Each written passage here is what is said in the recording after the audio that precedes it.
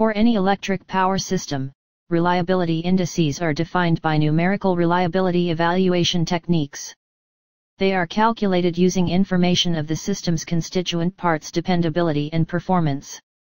In order to assess the effects of changes in component dependability, system configuration, protection, and operational mode, and system switching strategy including maintenance practice, various system designs can be explored. Both the service reliability needs of the loads that must be supplied and the service reliability of any electrical system must be taken into account when designing a power system. The dependability of a proposed system can be quantitatively evaluated using system reliability evaluation techniques based on probability theory. These computational techniques provide unbiased, consistent, and defensible assessments of system reliability that would not otherwise be achievable or defensible. In this video, we are going to explore electrical power system reliability analysis at its most basic fundamentals. The following system dependability indexes have shown to be most helpful in designing power distribution systems, which includes frequency of load interruptions and the anticipated time between load interruption incidents.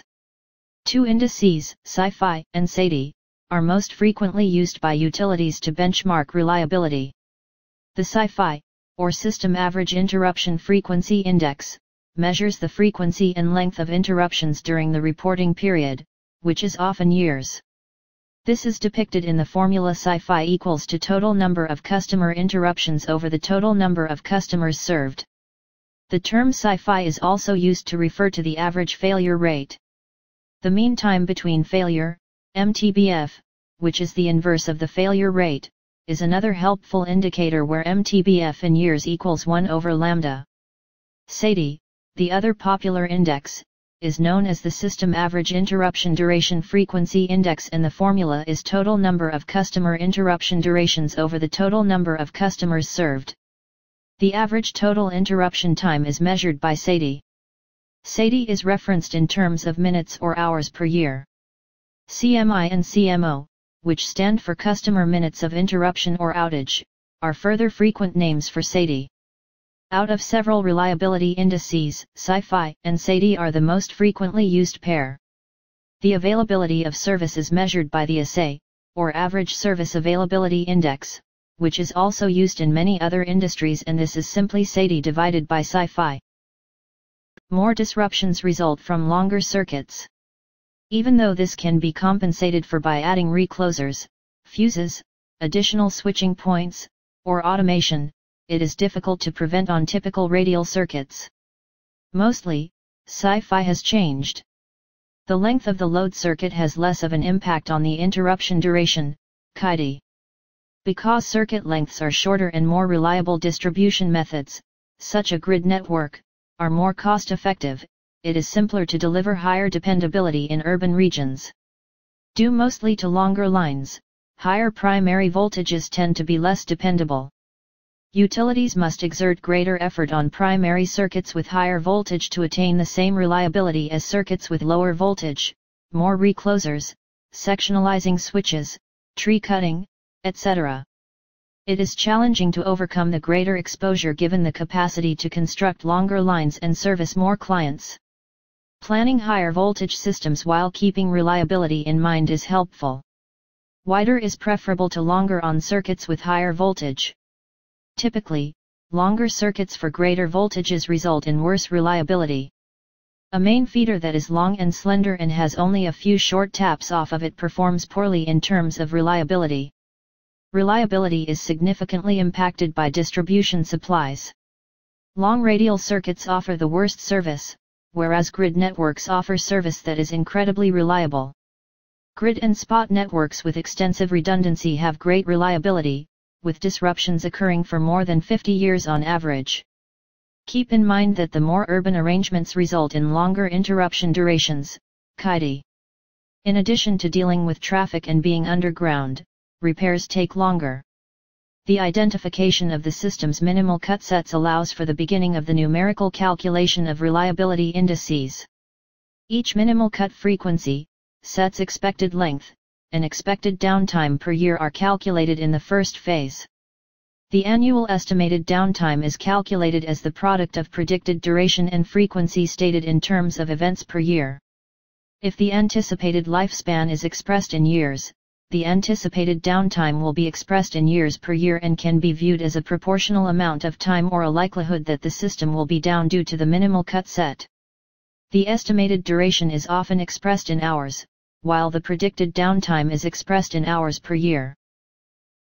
The description and listing of electrical component outage occurrences that result in a disruption of service at the load point being examined in accordance with the disruption definition that has been approved constitute the FMEA for power distribution systems.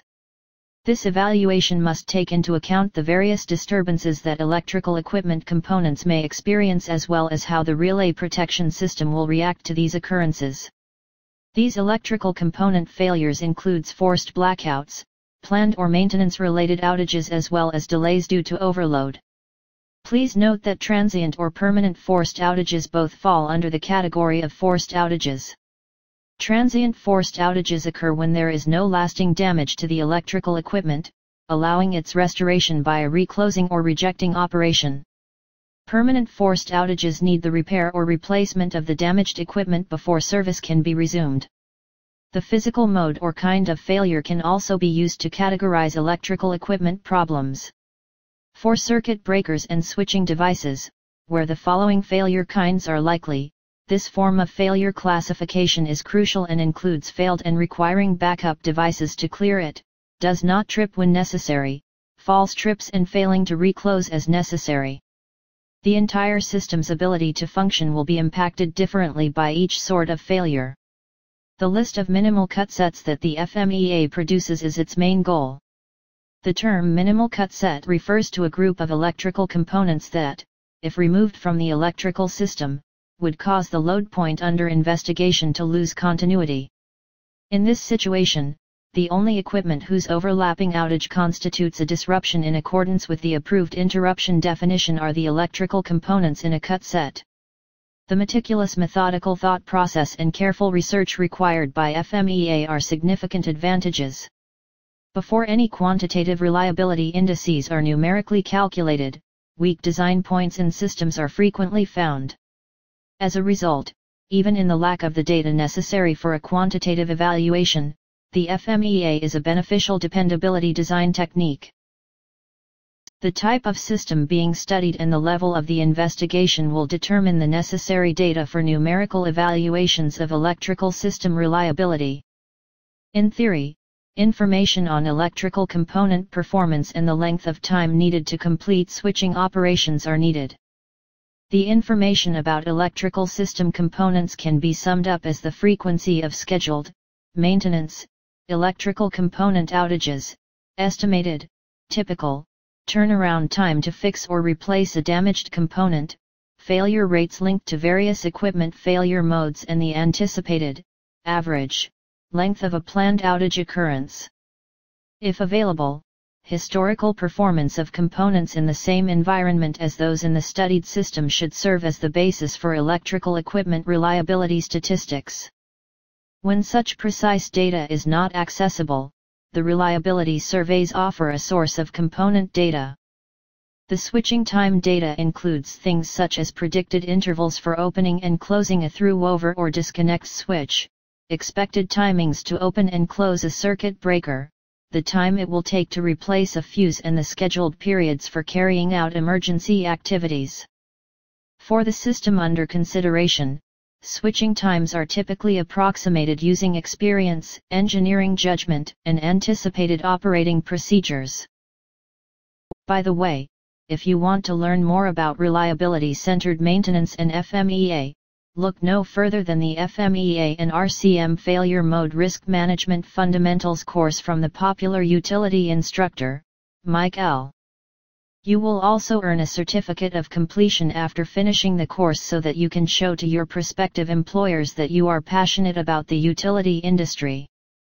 FMEA and RCM Failure Mode Risk Management Fundamentals is a comprehensive video course where you can learn how to do FMEA and developing the reliability-centered maintenance ecosystem for your business. If you are currently or working towards being a reliability or maintenance professional, you will find this course of great help to get the fundamental knowledge you need to kickstart your professional career. If you own or work inside an engineering consulting firm, this course will provide you with the tools to effectively and efficiently produce an effective RCM business plan for your clients. This course can benefit anyone not only in the utility industry, but also in any industry where you have.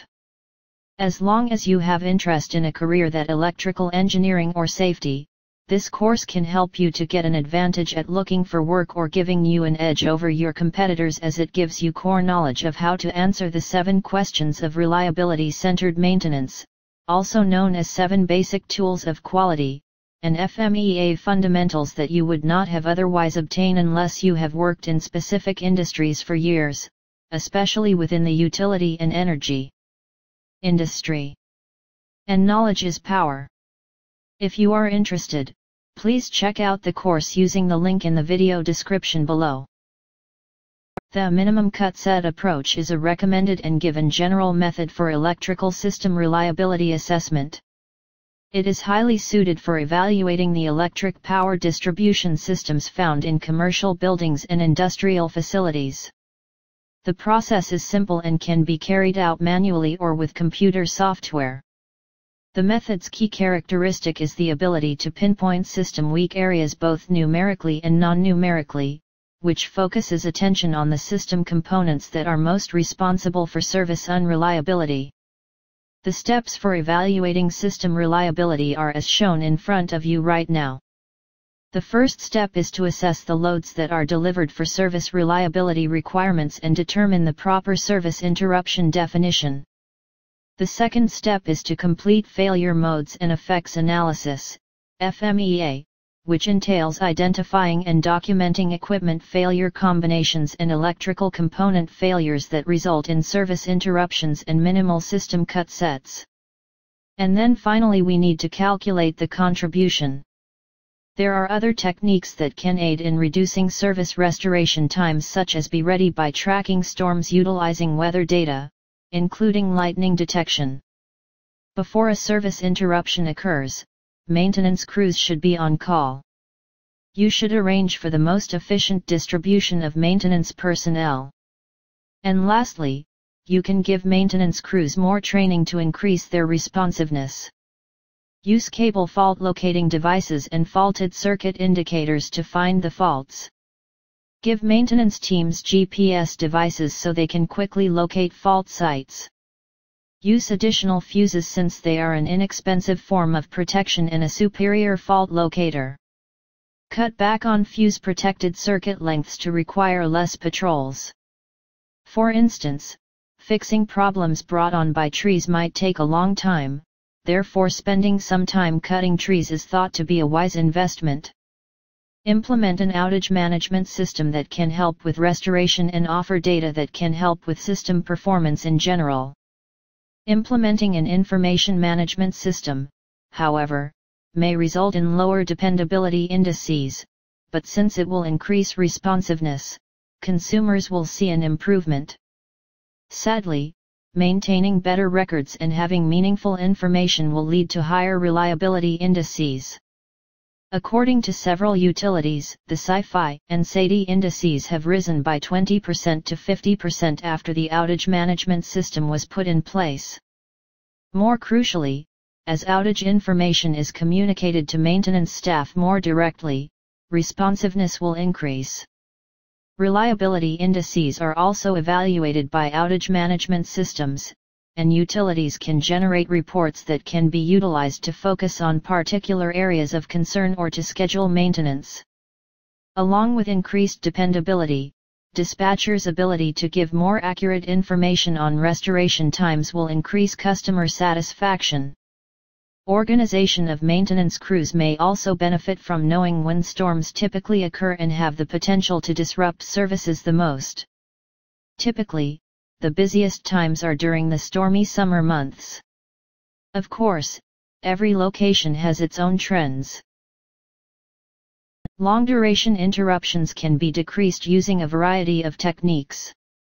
These techniques consist of things such as reducing errors through tree pruning, animal guards, arresters, and circuit patrols. Faster fault detection and replacement thanks to faulted circuit indications, an outage management system, crew manning, and cable fault discovery. And finally, increase the quantity of fuses, reclosers, and sectionalizers to reduce the number of interrupted customers. Since duration indicators provide a gauge of utility responsiveness, system regulators continue to favor them. Unrestrained cost-cutting may initially manifest as a protracted response time to system disruptions. The initiatives are often analyzed and prioritized on a broad scale. Large-scale initiatives usually entail assumptions that cannot be avoided and frequently call for simplification. The implementation of reclosers, the addition of extra fuses, and the automation of switches are all modifications to the network setup that can be anticipated. Numerous computer algorithms can also quantify these advances. However, it can be difficult to define and measure initiatives whose primary goal is to lower fault rates and which involve cutting back trees near overhead power lines, adding extra arresters, and placing animal guards. It is considerably more challenging to define quantitatively the improved methods and upgraded systems that are utilized for finding flaws and making repairs. Sensitivity studies are frequently carried out to assist in determining the priority of a project.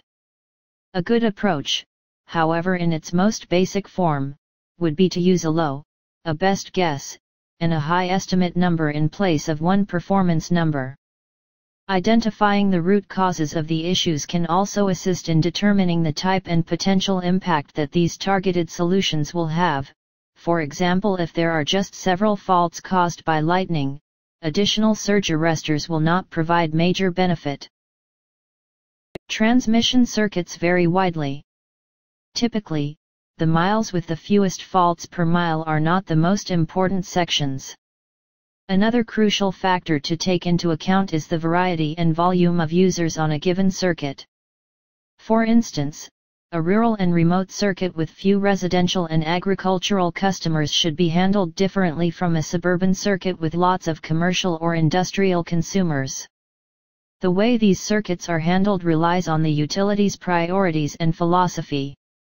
For radial distribution circuits, the three-phase mainline is crucial. All customers are barred from using the main feeders for an extended period of time while the fault is being fixed. Additionally, particularly lengthy transmission networks experience more interruptions than shorter ones. One of the widely utilized strategies to lower the risk of mainline exposure is to prune trees in transmission circuit corridors more frequently. By swiftly restoring customers upstream of the issue, sectionalizer switches used on major distribution lines are also helpful. Switches that are automated have worked much better for this. Utilizing usually open-tie switches to connect to other feeders allows maintenance personnel to transfer consumer load to those feeders during sectionalizing operations. Another significant category of faults that must be taken into account is lateral faults. These errors can be ranked according to previous performance, taking into account lengths and associated consumers. Experience suggests that single-phase reclosers, rather than fuses, would be a better fit for longer laterals. Focusing improvements requires maintaining awareness of and fixing identified types of flaws. Animal guards are not necessary, for instance, if animals are not breaking any rules. Numerous utilities regularly utilize identification codes to label outages. This data is typically arranged in a system-wide database that offers identifications that we can utilize to increase system reliability in the future. Evidently, various fault reasons can result in various reliability indices. Additionally, relative impacts might vary greatly. For instance, while trees can increase maintenance times, they typically have a smaller impact on customers. Keeping track of this kind of data might assist utilities in identifying the common issues for a certain service region. These figures are not constant and vary by region depending on the climate, the season, the type of building being done, the load density, and many other variables. tree trimming has been shown to be the best maintenance method for many utilities. One of the biggest maintenance costs for those utilities might be attributed to these activities if they are complicated and must be carried out in outlying locations. However, beyond tree trimming and pruning, upkeep of the distribution circuits might vary greatly. The majority of distribution equipment, including cables, wires, insulators, distribution transformers, and capacitors, does not require maintenance. Reclosers, regulators, and oil-filled switches, on the other hand, require routine maintenance. This entails locating outdated and malfunctioning equipment and focusing on it for repair or replacement. Over time, much of the equipment deteriorates. Infrastructure for several utilities is deteriorating. The failure rates of various pieces of equipment vary and change over time. Failure presenting curve resembles a bathtub. The main cause of the high failure rate during the initial time is manufacturing flaws. It is followed by a time when failure rates are normal, but they gradually rise as the equipment ages. In comparison to the rest, some pieces of equipment fail at higher and faster rates. Unfortunately, it is difficult to locate this information, and the only trustworthy source of information is the history of utility maintenance records. For instance, high molecular weight polyethylene and cross-linked polyethylene, the initial generations of plastic cables, have substantial failure rates. Additionally, older distribution transformers are more likely to have problems, yet replacement based merely on age is not acceptable. The only piece of infrastructure that utilities replace purely due to age is underground wires. Weather conditions have an impact on maintenance as well. For instance, storms can destroy a lot of equipment and power cables. Maintenance staff must rectify those issues. Equipment reliability can be increased by monitoring equipment quality and condition early on. The majority of problems on many overhead lines are caused by external factors rather than equipment failures, which typically account for 10 to 20% of all defects. However, monitoring equipment failures and focusing on any parts that might be prone to failure might assist to increase reliability. Sadly, many utilities do not keep track of when electrical equipment fails, but some utilities have implemented methods for keeping track of when electrical equipment fails. Failures have been observed to occur in groups and can be categorized based on certain manufacturers, specific models, or specific production dates. Some equipment has considerably greater failure rates than anticipated, whether it be a specific type of connector, fuse, or insulator. Equipment used properly can also contribute to greater overall reliability. For instance, using sufficient surge protection and not overloading equipment. If they occur on underground circuits, equipment failures result in numerous interruptions. The reliability of equipment can be increased by keeping note of failures, either by installation year or installation type, and failures of accessories, and then replacing equipment with reliability indexes. Circuit loading monitoring and data storage can assist in identifying circuits that may experience heat failure. By doing quality acceptance tests, defective equipment can be found before it is put into use. These checks are especially crucial for cables that are buried. To find cavities and drosses in samples, these testing may involve evaluating slices of cables. A high-pot test can identify bad cable batches. Maintaining a record of this information can help avoid difficulties in the future because workmanship is a significant factor in the quality of underground cable splices. For instance, if the manufacturer of a cable splice is known and the splice fails after 6 months, future issues may be eliminated or avoided depending on whether poor craftsmanship or subpar manufacturing quality was to blame. Different inspection techniques and initiatives are used by electrical utilities to increase system reliability overall. Visual examinations by maintenance crews frequently uncover critical issues such as severely deteriorated poles, broken or damaged conductor strands, and damaged or broken insulators. Certain electrical utilities perform routine visual inspections on a schedule, but more often than not, maintenance workers evaluate circuits while carrying out other tasks. In certain circumstances, the same personnel execute focused visual inspections based on circuit performance. Visual inspections that are concentrated on locating fault causes, which may be subtle, are the most effective. To find them, maintenance workers must be properly trained. Around 40% of electrical utilities employ infrared thermography to inspect overhead and underground electrical lines. Maintenance personnel primarily look for temperature increases of 20 degrees Celsius, and if increases of 30 degrees Celsius or more are found, repairs are started right once. Poor connectors and loose connections are found via infrared scanning. According to experience, several electrical utilities do not use infrared monitoring because they believe it to be inefficient. However, a lot of utilities had large gains. Wooden pole tests, visual examinations are sometimes used to identify weak poles. Many utilities have more precise methods for calculating the mechanical strength of poles. These methods consist of hitting the pole with a sledge and the hammer test. Additionally, voids and wood density can both be detected using sonic testing devices. Many utilities periodically check the recloser operation and regulator tap changer counters to see if maintenance is required. Tests of the oil. A few electrical utilities do tests of the oil on regulators, reclosers, and distribution transformers. These tests are highly useful because they can reveal oil deterioration caused by the presence of water or dissolved gases, which can cause electrical breakdown of the oil.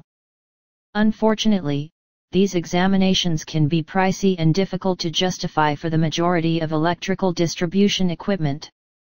It is common practice to inspect distribution substations and maintain them.